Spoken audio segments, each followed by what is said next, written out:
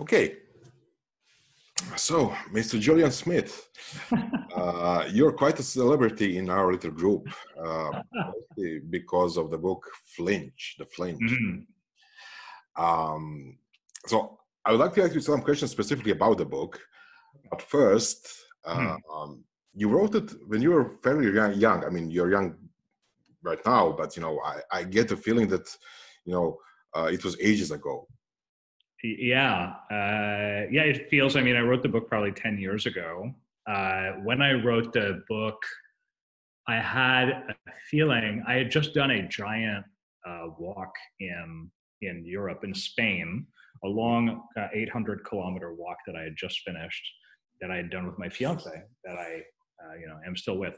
And we had just finished it, and I thought a lot about the process of suffering. And so after that, I came back and I wrote it, and it's had a remarkable impact on people in that time. Even 10 years ago now, it's a very humble book, but I'm almost certainly every week, and sometimes every day, people will reach out to me about it, which is a pretty amazing thing. Yeah, I've been diligently lending the book around, so I've been pointing people to actually read the book. And in our podcast series, we have summarized the book and explained why people should read it. Probably once a year. I have a friend who basically at one time did actually read the book once a year, and every time got something out of it. So that's nice. Thank you. Good to hear. Yeah. You're welcome. So our listeners will probably listen to the book summary and will probably read the book themselves. It's a very short book, but how would you explain the main idea of the book in your own words? Sure. Yeah. So the way that I would describe the idea of the Flinch is I would say it is a book about why people say that they want to do things and then go on with a lot of clarity in their mind about what it is that they want to do, and they're very sure that they want to do it. And then they proceed to absolutely not do that thing. And people do that frequently if you watch it, and you actually, and everyone that is listening definitely does this. And so I would notice a huge gap between just say people would start a project, or they would decide in their minds that they would focus on something, and they would go out and they would want to do that thing, or they might even begin. But there would be an endless process of second guessing, quitting, and not being sure, all of these other things. And so I would find that there was just an incongruence between what people said and what they did. And it's not because they're liars. They're not liars. They truly believe that they really care about that thing. But then they would go on and not do it. And it is such a big gap, and it is so meaningful for so many people that I felt that I could write something very focused and small and make an impact on people and get them thinking about why that is and what they could do about it, if anything. And you certainly did. It is a small and focused book. It talks a lot about, it's named The Flinch. So do you mean that people are basically starting things and then backing out or turning away because they anticipate pain in this project? Yeah. Something like that. It could be any number of things. This takes a long time to distill, to simplify.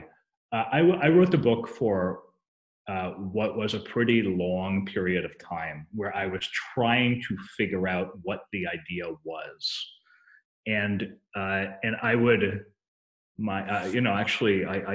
maybe I should go back into my files and find old versions of it, and there must be dozens of old versions of it that have text. And it'd be interesting to see if any of it is worthwhile now, but where I would write it and I would be convinced that this would be worth writing about, and then I would cut it, which this was my second book. And I would just ruthlessly edit it and remove parts, and until we got to the core thing. And the naming it became very important, because once you can name it, then you could say, this is a feeling that I feel, because it's not really rational. And by that I mean, it's not something you convince yourself about. It's a deep feeling. So that is very visceral, and so naming it was super important in that way, and giving people something to point at. So it definitely deals with something irrational on any level you want. So I think it kind of correlates to thinking fast and slow, the idea. Sure. So the fast thinker and the slow thinker. And I'm not certain myself. Sometimes I think that maybe it's the rational part which stops me doing something, or maybe sometimes it's the rational part which starts with an idea, and then the other part kind of waters it down or something else. So what do you think about it? So does it have... that makes a lot of sense. It's interesting because it really goes back to the emotional brain and the rational brain, and often in a lot of cases, I find, and it's been said, that people will find reasoning after the fact as to why they did things or why something was better. And it turned out that was really the good decision. Now, was it? They decide they want to start a business. It doesn't really matter what the example is. And then later on, they think, well, I didn't start it, and that's okay. Which it is, but they rationalize why it was a bad idea in the first place. And so, yes, there is the rational brain that is always trying to find a consistency about your identity. That consistency about your identity is what allows you to have self-esteem. So that congruence allows you to say, well, actually, I am the best version of myself right now. I'm a version of myself that I like, and which hopefully people watching this do, and hopefully everyone does. But a lot of that can be inconsistent with your emotional self, and inconsistent with prior versions of yourself. And so it's a constant kind of back and forth. And so indeed, there is a big gap, and you can't do everything, but there's something important about the emotional self, and feeling like you went and you tried, even if you failed, and you went and you did something, because then that can be a part of your identity too. It can be a part of your identity. Absolutely. You try things. Yeah, absolutely. And that you don't give up. That can be an important part of your identity. Yeah. For me personally, I often, I'm often thinking about if I'm doing something because, because I'm rationalizing something, or because it really is a good idea. I think it's a constant struggle. What's your experience about it? You think yourself as more a rational person, a more emotional person, or kind of weird balance or something? Yeah, I don't know that you could really make a choice. I like to. I think I'm pretty smart. There's stuff out there in the world that shows that I've made some good decisions, but you never really get over your animal self, really. And so, there's an exercise, a silly exercise in the book, which is about cold showers. And if you look on YouTube, you can see people have made giant YouTube videos about this process, and interviewed me during these YouTube videos. And as they talk about it, you can see how they feel a moment where they turn on a cold shower and they think, this is so stupid. Like, why? This is the stupidest thing. Like, why am I doing this? And you can feel the internal process if you ever try this exercise. But but the point is that the two are always either in conflict or congruent with themselves, and has a lot to do with your identity. It doesn't change if you step into a cold shower or if you do some other exercise, whether in the book or not, for yourself, about I'm going to try. Yeah, but that's the point. It's just an exercise. Yeah. In quotes. Yeah, you become both, and it becomes a part of yourself to say, well, I'm just going to go, and that I'm going to go is such an important part of you when you have it, that you can get a lot of self-worth from that, I think. So no one is really just rational or irrational. You end up both. You can't just be one. Nor would you want to be. Yeah, probably not. I mean, if we met some kind of aliens and they were hyper rational or something, we probably, wouldn't have anything to talk about, Yeah. Talk That's about why humanity, everything. Humanity and philosophy is so like endless and important to people, is because nobody understands themselves. So that's another thing that the book is about. It's about a tiny mystery inside of people, and trying to illuminate a flashlight, a light onto that little mystery, and be like, but why? Yeah, why not? Yes, or why not? That's right. Either one. Mm-hmm. I sort of think that, maybe sort of seems like 10 years later, maybe it's time for the sequel. Yeah, it's interesting. After I wrote the Flinch, I wrote another book with a big major publisher. Yeah. And most of my books were with big American publishers. And this book was published differently, and it was published differently on purpose, so that it could reach like 1 million people, which is, by this point maybe it has. And so having done that, I then began to come to grips with the idea that books need to have an effect on people. And you could write a blog post, which if you look at an old version of my blog, there's got to be 1,000 blog posts on it. And I've always tried to write things that produce permanent artifacts, or create things with permanent artifacts. After writing Flinch and this third book, I went out and I started a pretty successful company, which I had never done before. And I suffered a lot throughout that process. But you have a sense of, what can I do to have an effect on a lot of people? And so, yeah, maybe at some point another book like that will exist. And I have no doubt now, having written that for Flinch for an unknown audience, with no expectations, knowing I would make no money on purpose, and that my objective was the opposite of making money. It was just to send a message. And I feel humbled that it worked. There are lessons since then, I think, that are worth exploring. But the process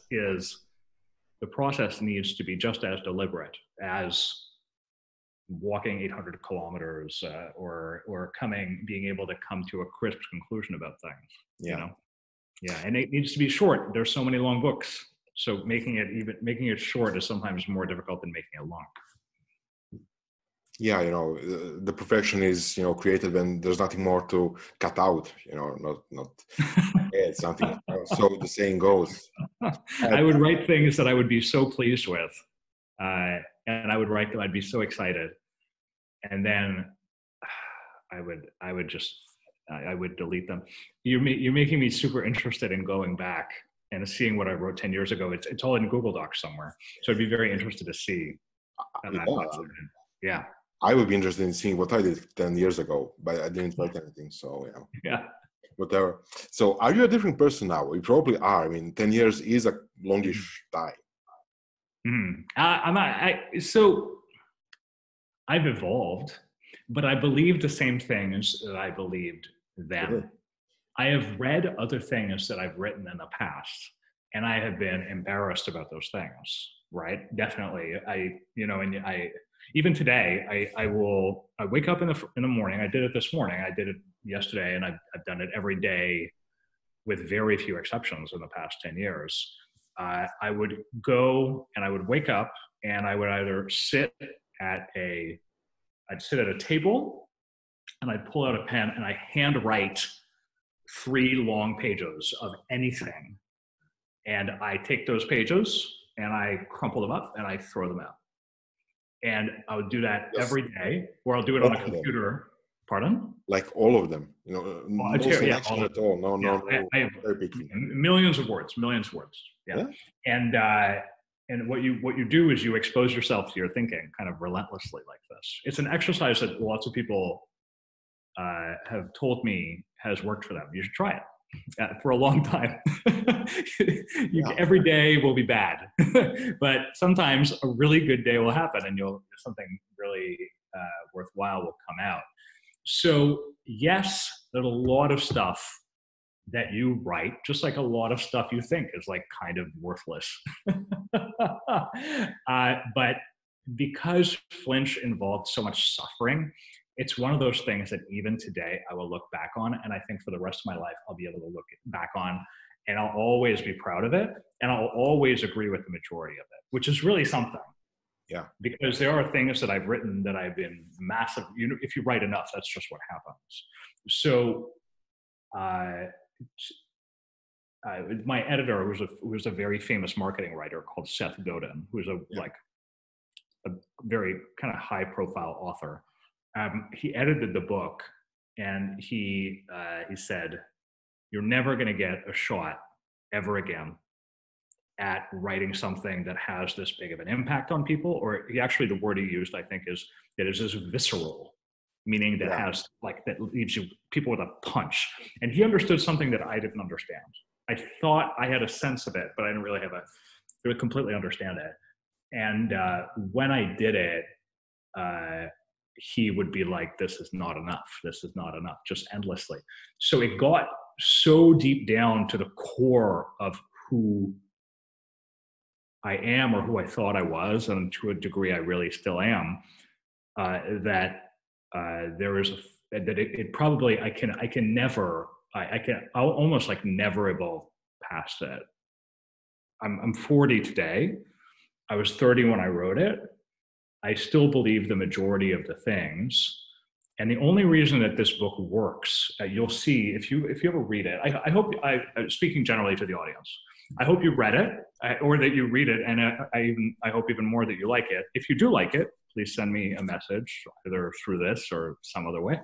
And the reason the book works, it's been translated to a bunch of languages in case you want to take a look. The reason the book works is because you cannot speak to another person with the same voice as you speak to yourself. And the book is actually not written for someone else. It's written for me. I wrote the book to myself, kind of. And because I wrote it to myself, I was able to use language that people internally use with themselves. And so if you talk to another person, they'll think you're a fucking dick if you talk to them like that way. But if you talk to yourself that way, it's acceptable in a way that you cannot talk to an audience. And so I don't know if who knows, maybe you can change, I'll change again in 10 years and I'll completely disagree with it. But I don't think there's any way that I can truly get away from it. So it's maybe the closest representation to who I am, that book, actually. So it's a good question. I guess I have changed, it's true, but I don't know if I've actually changed from that. I don't know. I mean, I don't know you that much, so maybe you have. One thing I think that's missing is, well, it's not missing in an absolute sense because we have kind of those kind of writings, but I think it's kind of missing in the modern world where people write down their thoughts during their life.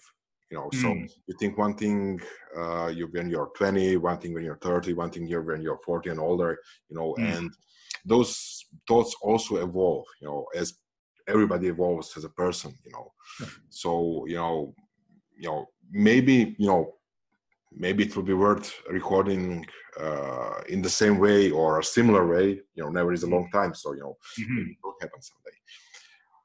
How are you feeling, or what are you thinking right now? like from the perspective of how much people will evolve? Yeah. And also, I mean, this is just, a bunch of brainstorming ideas, I'm not saying that, it's for everybody, but, it will be interesting. It will be interesting to see. It will be interesting to hear, would you take cold showers right now? Would you take on some other kind of exercise, maybe, you do all of those things. And also a general attitude about you will a mirror around you will shatter, right? And so like a spectrum, it'll reflect in 1,000 different versions of you. And there's you at the center, of course, of your own self-perception. But around you, all of the mirrors have shattered, but they all reflect a little version of you right there. And some of those reflect a different part of you, and another part will reflect something else. But they're all little versions of you. And so I think once you get to the core of something like Flinch you'll look at it and you'll see it in every part of your life. You'll see it when you walk into a meeting. You'll see it when you are about to write the email about the meeting, for example. You'll see it when you go surfing. You'll see it when you are about to break up with someone. You'll see it when you walk into a funeral. You'll see it everywhere. Yeah, it's that kind of a book. Yeah. So I'm happy you agree. And because of that visceralness, you can actually see that everywhere. And the great thing about it is the instinct. When you feel it and you've internalized it, you can realize it's just the same feeling, and you could separate. A big part of the book is about expanding your sense of safety, and so people often feel unsafe in very safe environments. And throughout this process, I mean, there's and I don't want to get into politics at all, but like, there's crazy riots in the United States right now. I'm in Canada, so but I am close to a lot of Americans. There's crazy things happening all over this earth at the moment, and so you'll notice that different people have different senses of safety around themselves. Someone like me will gladly cross a street at a red light and not even think about it. Some people that I know who will absolutely stop at a red light, even though there might be no cars. Yeah. Now, so from there, there's two different people and two different senses of safety, and you have to ask yourself why that is. The same way that someone can go swimming in the open ocean and feel safe, and another person can go into the open ocean and feel completely unsafe. And so a part of that is perception, and a part of that is reality. The real part is I can't swim and I'll die.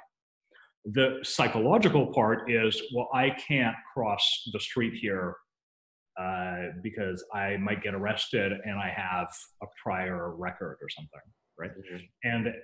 And so dividing the imagined from the real is something that is extremely, extremely important. One of the things that people have said to me about this book a number of times is that it describes a psychotherapeutic process called exposure therapy. And exposure therapy is put yourself in front of it. You have anxiety, right? Which everyone to some degree has. You have some anxiety about something, whether rational or irrational. Someone is afraid of turtles for no reason. They put themselves in front of turtles and they go, I feel incredibly anxious. I have panic attacks around these turtles.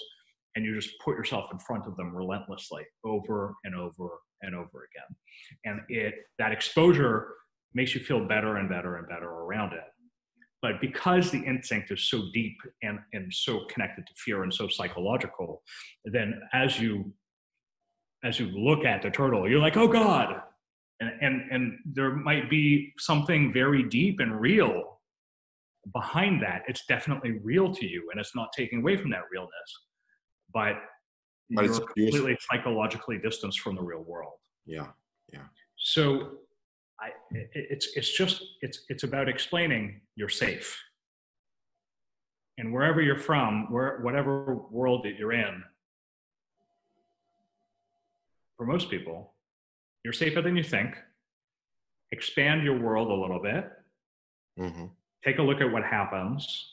And I think it's that universality that is connected with people when they read it.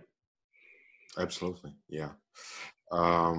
Regarding safety, I actually did get inspired by Flinch, by the book Flinch, to start, long distance walking. So it's nowhere near like Camino or something else, but I did kind of like 50 or 100 kilometers walks.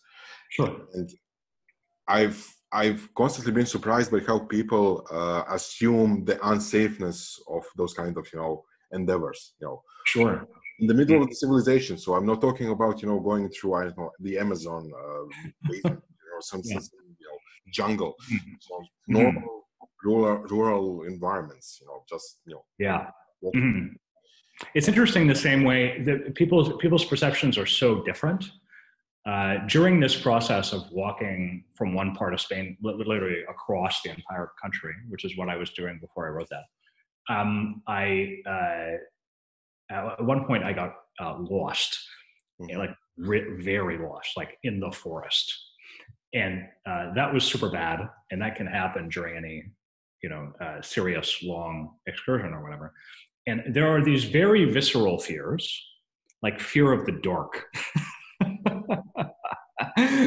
which is super legitimate. If you've ever been in the woods in the dark as the sun was going down with no GPS,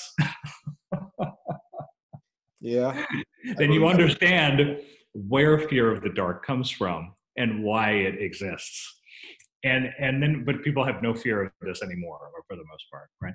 And then you have these things that are the opposite of that are not visceral fears at all, and they have no rational reason behind them, and they have no evolutionary reason behind them, but they have become fears that you end up adopting, right? And dividing those things, actually back to this process of writing every morning. This process of writing every morning, I've been doing it since, I think I must have started when I was 18. I didn't do it every single day for 22 years, but I did it for a really long time every day.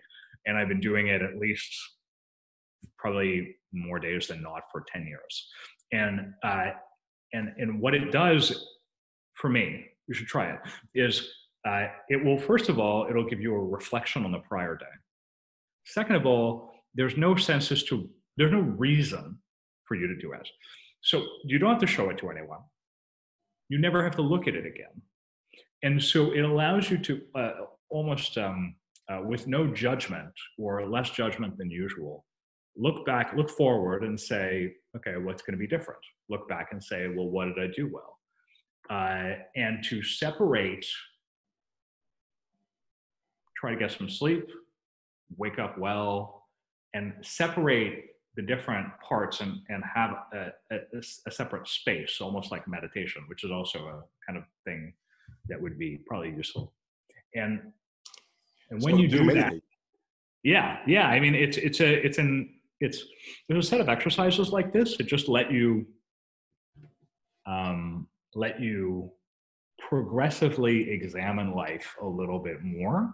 They take almost no time, but that require a consistency. And that consistency is probably important for kind of any life change of any substance. No one wants their life to be exactly what it is.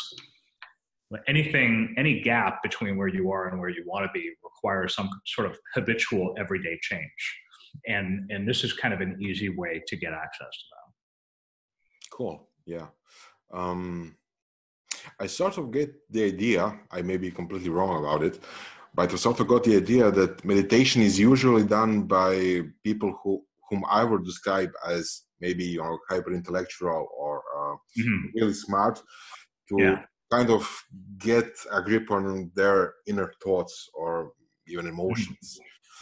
So I've tried it a couple of times. Sadly to say, I didn't continue, but I kind of agree that it could be very helpful. It could be very enlightening in some, at least. Even if you sort of get away from the language of spirituality, you just think, well, I need space. Absolutely, yeah. Yeah, I need psychological space. And, if prisoners do it, recently I've been talking to a lot of coaches. And I think throughout this process of writing that book, I also spoke to a lot of coaches. And recently I spoke to a coach who spent 7 years in prison before. Like willingly or, Pardon? willingly in prison or just... Oh yeah, no, but like pretty recently, and who got out a few years ago and who runs a practice. And so in these places that are insane places of lack of safety, you have no choice but to find an inner core. Mm. And you find that inner core either, in some cases, they find it through violence. And in some other cases, they don't find it through violence, or both. And they look for what is the place where I feel this is my center. This can be my center. And there's different examples of this. Some people it's meditation. Other people it's writing. Other people it's the gym. Whatever it is that will allow you to have that circle, and you can base your identity in a sense of safety in that circle, will then allow you to say, okay, from here I can expand. And so finding that core, maybe writing in the morning is like a part of that core. You can always return to it. And when you return to it from here, you could say, okay, so from here I have a choice as to who I am. And there you are. Absolutely. It all ties in together with the idea of the flinch and just progression to expand your area of safety. Yeah. Yes. Mm-hmm. So today, or these times, you're a fairly successful businessman, and you've authored 3 books, right? Mm-hmm. You've authored 3 books, right? Yeah, I've written 3 books. Yeah. Mm-hmm. And so you didn't get into full-time publishing or full-time writing. So it was kind of... I did it for a long time, but I wanted to do more. And maybe at some point I'll write more books. But it's like, there you are. Yeah. No, it's cool. So one of the books is Trust Agents. Mm-hmm. And in it, I kind of get the feeling that you've announced or predicted the era of influencers, right? Uh-huh. Right. In a certain sense, it wasn't the same technology, it wasn't the same kind of type of communication, but kind of in the broad sense, it is. So are you happy with the brave new world of ours? Yeah, it's interesting. We're publishing a 10th anniversary edition of that book right now. Cool. So maybe it's actually been 11 years, but it's coming out in 2020 because coronavirus or whatever, right? So looking back on it, you can see the separation between strategy and tactics, which is strategy being, here's the high level thing that we believe. Tactics being, okay, go sign up to LinkedIn or whatever we said 10 years, 15 years ago. Yeah. And so the tactics are kind of not significant. And if you go back and you read Trust Agents, which I'm actually like looking back on it, the tactics, they read as very out of date. The strategy reads as actually pretty good. Yeah. And the strategy is your influence will get you access to more opportunities. And if you build your influence early, you have access to so much more, and you'll have an ability to build, a better business for yourself. You'll be able to reach more people, as a form of this, like your podcast allows you to interview people that you otherwise may not be able to speak to for the first time on the phone cold, right? And so the access to the platform is much more valuable, is really valuable. And so it's interesting to see how that's played out. It's played out way bigger than I originally thought that it would, with everyone in the world having their own platform. Yeah. But that turned out okay. I think better. Yeah. Yeah. Mm-hmm. Yeah. One of the points you talked about is the idea that people should, build trust slowly towards their communities, and basically be humble in the process, right? Which kind of clashes with a lot of today's influencers and media communication in general, in which there's kind of a lot of aggressiveness and a lot of direct approach. Yeah. So do you think that this is something which is just, culturally a matter of fashion, or, will change again in a couple of years or months, or is it telling something more fundamental? Yeah, it's, well, I just think the whole world has kind of accelerated, right? A lot of the news cycle that we see now is just constantly happening. So what you see is a period of, did YouTube exist? Yes, YouTube existed in 2000. Yeah, but it was like... Yeah, but I think it had been bought by Google by that point. So, but it was still, there wasn't the amount of power that YouTube has today, for example. I think the main difference is it wasn't as direct. I think, you didn't have communities around Google, around YouTube.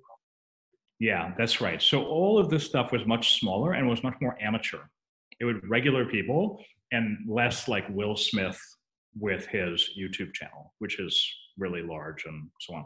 So it's the speed of the cycle, which is someone responds, instantly has a phone in their pocket, they write their own response, they publish their own response on their phone, boom, that goes out, creates a constant, insanely rapid loop. And that insane rapid loop didn't exist then. But what it allows is it allows for instant ups and downs, like instant rises and instant celebrities, like you kind of see a little bit on TikTok these days and you see in other places, and then instant downfalls because people will say the wrong thing or they'll reveal some old thing. And you think about like Harvey Weinstein, who's been doing something for a decade, and then where it all came crashing down all at once. And so you don't see the acceleration and the fall as rapidly 10, 15 years ago, but you can see how the acceleration will continue forever. That said, I would still say that the best strategy is a patience with regards to building. And I would say that, as you said, like I have built a few businesses by this point. I'm on my 4th or something by this point, right? And maybe more if you count differently. And the reality is that really good things take time. And really good things require a combination of patience and impatience. The impatience is, I have to start today. I have to start today and I have to do this. Because if I don't do it today, it's just never going to happen, which is written about and you can read in Flinch if you have not read it. And then the second part, which is in the book before somehow, is, but despite the impatience of beginning, you need on an average day the patience of seeing it through. Because your dream or your mission will not fulfill itself quickly. And the reality is you can actually change very few things about the world, which is an important lesson that I don't think I knew at 30, but I definitely knew at 40. Breather, which was my prior business, I was able to raise a lot of money for it. It became very big and it's still doing well today, even during this time, which is pretty great. It put me in front of the arc of, ironically, commercial real estate, which I never thought that I would be in at all. And when you look at commercial real estate, what you see is, wow, they think in decades. So you see these amazing things. People build, they start things, they say, we're going to have this ready by 2030. And you think, but 2030, like you'll be like a whole other person. Yeah. But they don't think in those arcs. And so when you're younger, you think, well, my arc is this much. And I thought the world was going to change, or I would be able to change this much of the world in 5 years. I actually did. I succeeded quite meaningfully at being able to do that. I was really lucky. But if you really care about something, and there's actually not that many things that you could really care about, probably 5 or something throughout your lifetime. And those 5 things, you can really nail them in that time frame if you really focus. But it means that you have to start working on them, Mm-hmm. and that you have to give them between 5 and 10 years.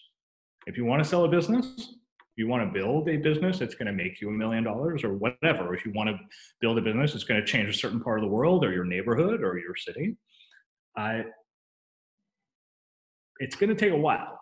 And actually, I will say that in this world of crisis, there's something about politicians, not the cronies and not the ones that are corrupt, but there's something about if there are good politicians that are not corrupt, which I think that there are, they will lose votes and people will not vote for them, and they'll lose an election.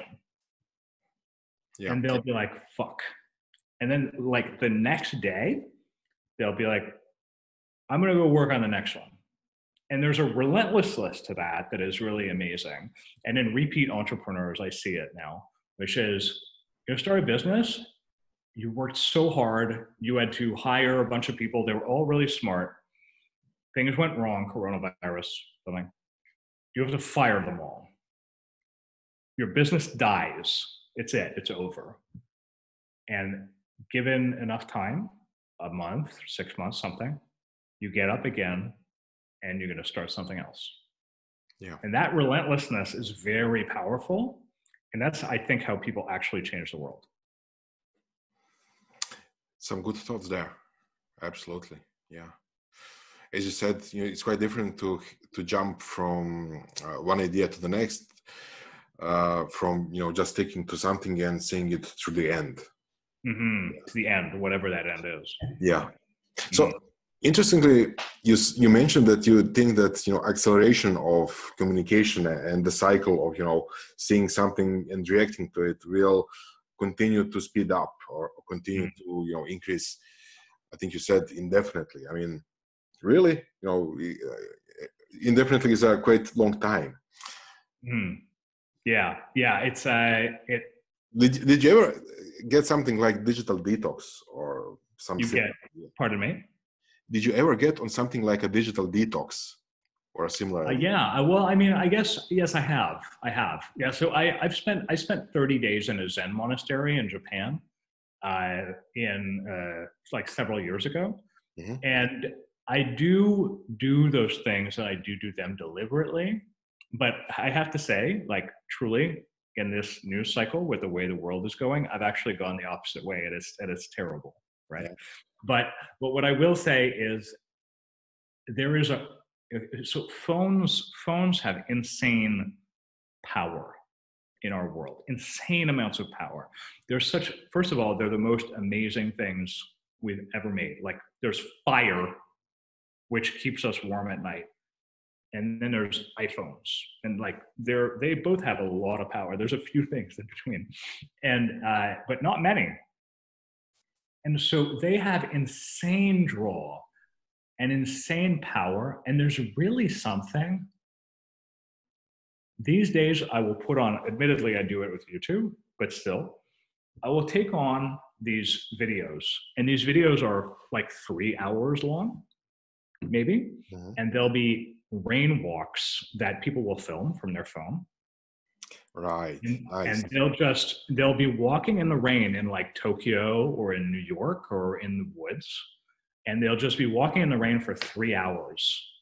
Nice. And you'll just take your phone and you throw it in the trash and then just watch this guy walk or do a 3-hour walk yourself. But it's actually harder because you'll be like, I need to do things. So instead, just watch it. And it will give you a peace of mind and a kind of boredom that you typically do not get. And that boredom will be like, wow, I'm having my own ideas, because there's no ideas being fed into you. No one is telling you what to believe with this rain walk, that goes on. And so you'll just watch it. And the emptiness will let something emerge that you may not have seen in a long time. I agree completely. I mean, even from the sort of slowing down which happened because of the lockdowns for the corona stuff recently, I've noticed in myself and in different people, in other people, that, you know, suddenly everybody has new ideas. Suddenly, you know, everybody, you know, the people I hang out with, you know, are really, you know, getting out with something new, with something more creative than before, you know. And I think that absolutely this kind of slowing down is necessary. Yeah, I think so. Possible. And it lets you realize what your real priorities are. Yeah, you know, maybe you can have, you know, like a memorial month once a year where everything stops. Yeah, that's a good idea. Yeah, which you didn't have time to think before or come up with before. Yeah, absolutely. Very interesting. So let's talk about building communities, right? So there's one thing about, you know, having an idea or creating a business and running the business and, you know, producing something. And the whole other thing is actually creating a community which likes your whatever products or your brand or whatever else. So what are the properties of a good quality community in your words? Yeah, so I would say personally that a good quality community is about a shared sense of identity. And so a shared sense of identity, you can see this, and they talk about it a lot in companies as well, and startups. They say everyone they need a form of diversity, which they have a diversity of background. They don't all come from the same place. They come from one country or another country, or they're one nationality or another nationality, or what have you. And at the same time, they have a shared sense of purpose. And that shared sense of purpose is a form of community. And you see it a lot, even if you go to a conference, often, like a decent kind of size conference, or it might even be a meetup. You could see it in meetups. A bunch of people really care about craft beer or something, right? And they really care about craft beer, and there's like limited edition craft beers coming out or something. And they go out and they all care about that one thing. And that shared language and that shared identity helps them produce a quick sense of trust because of the shared language and the shared culture that they have. And they can otherwise be completely different. They could you could even have this becomes very general, like nationalism, like meaning like people coming from the same country. You're in Spain, which you've never been to, but you meet another Croatian person. I meet another Quebecer or French Canadian. Oh my God. And all of a sudden you have a shared sense of identity, and that's where community comes from. You can create that anywhere, but you need to realize what the shared sense is. So do you think, are there any shortcuts to creating communities, or is it something which is again a long-term process, and, you know, just getting people to get interested about something on their own, and, you know, collecting those people? Yeah, so I mean, sharing. So the first thing is, and I could tell you this from building companies. Yeah. When Peter Thiel, one of the first investors in Facebook and a well-known, high-profile founder in Silicon Valley, when he invested in Airbnb back in the day, many years ago, he said, you can do lots of things wrong, just don't fuck up the culture. It's a well said thing that has been said many times. You read a post about this by one of the founders of Airbnb. And what he means by don't fuck up the culture is there is always culture and there's always community. It's just about whether it's getting fucked up or whether it's getting stronger. And if shared community is working, then there's a natural thing. Like I used to write blog posts, and I would be like, wow, these people that leave comments care about the same thing that I do. But of course they do, because they're reading a thing where I'm sharing about myself. And so by definition, they care about some of the same things that I do. Write enough blog posts or publish enough podcasts, and you're going to get people like that.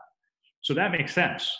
But you need to realize that a culture is being created inside of a community, even if you don't know what it is. And sometimes the culture in companies or the culture in any place can be complete poison. And so it can involve politics and backstabbing. And it can involve throwing people under the bus. It can involve, it could be racist. It could be any number of things, right? Mm-hmm. And so I would say that choosing and writing down the culture or the community that you're creating and what it is, and making it on purpose, and then actively looking at people and saying, yes, no. We're going to choose that this is what we want, and we're going to choose that this is not what we want. No community exists without insiders or outsiders. And I'm not saying go out and reject people just because they're broke or poorer than you, or go out and reject people because they're a different gender or race than you, or some other thing like that. But what I am saying is be deliberate about the culture that you create. Make sure that it is known, and in companies and smart ones, they put it on the wall. These are the things that we care about. And what are the things we care about? What they really mean is what are we willing to sacrifice for? Because if you're not willing to sacrifice, then it means it's worthless. And so I would say that like culture and community really come from that shared sense of identity. Often they have the same scar tissue, right? Like I said, I speak to a lot of coaches. Coaches often have some transformative experience, like going to jail or something.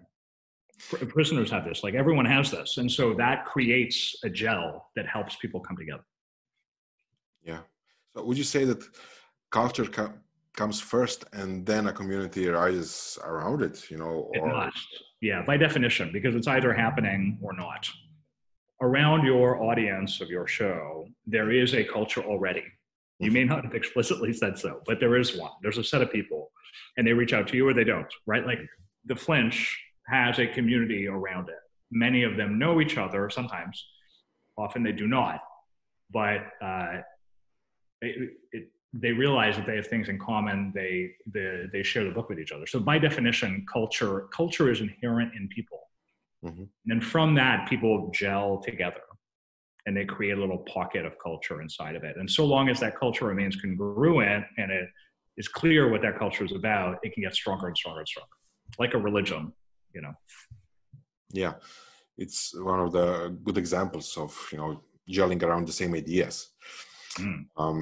When you're starting companies or when you're starting businesses, do you collect people first, or and then work from there, or you have a strongly rigid set of goals and then try to fit whomever comes and mesh them into the idea? I think that you have to decide it with a sense of purpose. You have to decide with a message of some kind or a thing that you want to change. If you come in and you say, I want to make a space that makes people feel good. From there, you say, well, who are the types of people that we're going to do this? There's a marketing book called, I think, Secret Sauce that is very clear about this. It was written by someone who started a company called Lambda School. And Sorry, he's it's a big deal on Twitter at this point, and he's raised a lot of money for his company. But before that, he wrote a book called Secret Sauce. Secret Sauce. And if you look at this, it basically says, well, okay, who are these people? And first of all, you figure out who they are. Then you would go, you can go simply on something like Instagram, and you go, okay, what's the language these people use? How am I going to talk to these people? Ideally, you are one, but sometimes you're not. And so you're like, what's the language that they use? They use this language. They exclude this language. If you use these other, and you can do that with hashtags, right? Like that's a kind of a mechanical way to think about it. And so if you're looking at hashtags, you're saying, oh, these other people use these hashtags. These people use this. So that gives you a sense of language and identity. So with that stuff, then you're like, okay, well, how am I going to speak to this group? If they're your group, you just know. But then sometimes you're talking to a separate group. You need to adopt that language, and you need to be able to speak in a way that matters to them. Mm-hmm. Yeah. How do you deal with failure? Mm-hmm. How do you? I'm assuming, not sure. Did you have any failures in your life ever? Or you are just, like a perfect entrepreneur or whatever. But I'm assuming that you did have some kind of failures. So This is a really good question to end on, right? Like failure is relentless and happens all the time. Right? Yeah. And because it happens so much, it's actually the number one, and it brings us a little bit back full circle, the number one quality of someone who is successful, whatever that means. Successful is different for every person.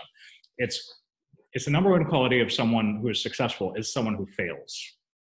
And someone who's constantly failing is by definition constantly getting up. Do you know what a Daruma doll is? You ever heard of that before?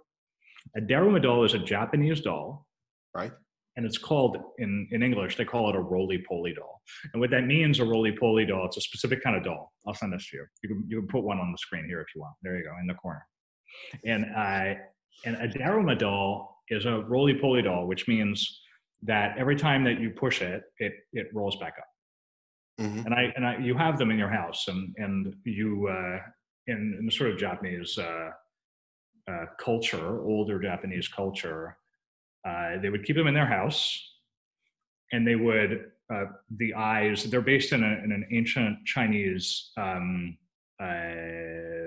guru who is said to have discovered the first green tea leaf ever, because he's relentlessly meditating to a point. I mean, this is like a mythological story, right? He relentlessly meditating forever. When he was falling asleep, he'd cut his own eyelids off. His eyelids fall off, and they become the first tea leaf, and it allows him to stay awake. That's the story. So the Daruma dolls, they're representative because they always fall down and they always come back up, and they're given to students because of that. So it's like you're going to have a bad exam, but go back to the next exam. So these things, failure and success are forever intertwined. They're connected forever.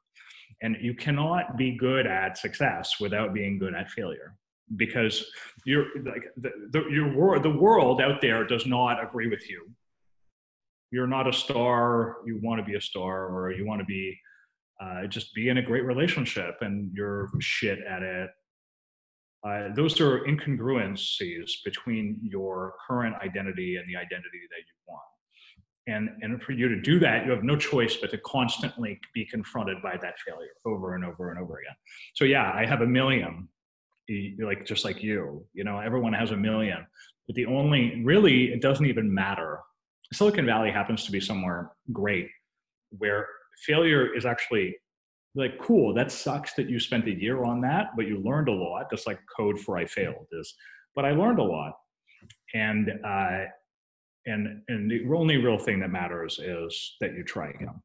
And so that's really like, that's what you have to begin and end with. Yeah. Do you have some kind of a process or a set of steps or a set of, behaviors by which you can learn the most about a failure? The only thing that I can say is something like this exists at all. Yeah, the only thing that I can say, really, aside of approaches, all of the approaches are deliberately about trying to make sure that you feel good. So that if you feel good, you won't give up. And so I do all kinds of things. Everyone has their own rituals. And those rituals, like we've talked about them a few times, like things like free writing and these other things that you do in order to make sure, like all of these are resets. And, I would go and raise money in New York or in San Francisco or in other places. And before these meetings, I would deliberately do this. I would buy my favorite coffee. I would buy like a snack. And then I would be like alone in a room for like an hour. And I would only enjoy myself. And I would only enjoy myself. And then I would love, and I would have this super positive energy. And then I would come out with this energy and I would do really well in this meeting. Not all the time, but sometimes. And the reason that that's the case is that you are saying, okay, well, what's it going to take for me to feel good? And you can go into a job interview this way, or you can, truly anything. And if you can find that place where you reset, that place where you reset allows you then to say, okay, well, from here I have a choice. And I can try again here. Everyone needs that place where they go, okay, I feel good from here, so I can do something. If you don't have that, you have to find it wherever the fuck it is for you. Mm-hmm. Once you have it, you become much more personally powerful. That's some great advice. I think that, I actually never, I mean, it sounds completely logical. It sounds completely, applicable, but I never actually encountered the advice to go into a room and just enjoy yourself for an hour before an report. Whatever it takes. Yeah. But if you are able to do that, yeah. And so you're based in your own feeling. It's just like, because you're based in your own feeling, just do something that will get you there, whatever it is. And those rituals are very, very important. Yeah, absolutely. And I think it's a great ending advice. Just do the rituals, be aware of the existence of the rituals, right? Because they probably are somewhere there, and probably you just need to find out where they are. And it's been great talking to you. It's been a great interview. I think very useful, combined with the book, the Flinch, and the other books. You said that you're issuing a new edition of Trust Agents, right? Mm-hmm. We'll also link to that. It's been my pleasure and one of the most useful interviews ever from my perspective. Thank you. Yeah, that's nice of you to say. It's my pleasure to be on. Thank you very much. So to our viewers and to our listeners, go to our website. You know what it is. In creation, Surove Strasti, and take a look of what the Flinches are about. Take a look of the other content we have there, and see you next time. Bye. Thanks for doing this. This was fun.